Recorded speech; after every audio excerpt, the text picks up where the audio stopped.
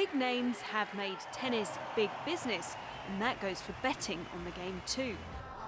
With hundreds of tournaments and thousands of matches, there's almost always a game, set or match point on which to place a stake.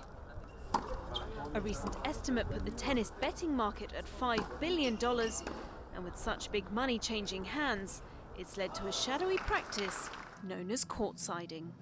Courtsiding is when a spectator uses a mobile device to transmit a score seconds before it's shown on TV or the internet. The person receiving that information then gets an advantage to put a bet on and beat other gamblers. It's most common in tennis and can net online syndicates thousands of dollars on every game. There's millions of dollars on the market being traded each match, basically, especially the big finals of the Grand Slams.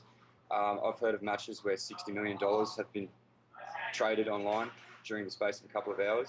It's happening at tournaments all around the world, and at each tournament there would definitely be at least 5 courtsiders, but I've heard reports this year, 2015, I think there were around 40 to 60 people courtsiding throughout the tournament. Courtsiding came out of the shadows in 2014 when a British man employed by a syndicate was arrested at the Australian Open for using a device inside his shorts to transmit scores. He was later released because the practice isn't illegal. There's no doubt that courtsiding is cheating. I don't care what you say. People will say it's innovative gambling, taking advantage of the technical differences and time delays. But regardless, when you know an outcome and you're gambling on it, that's cheating.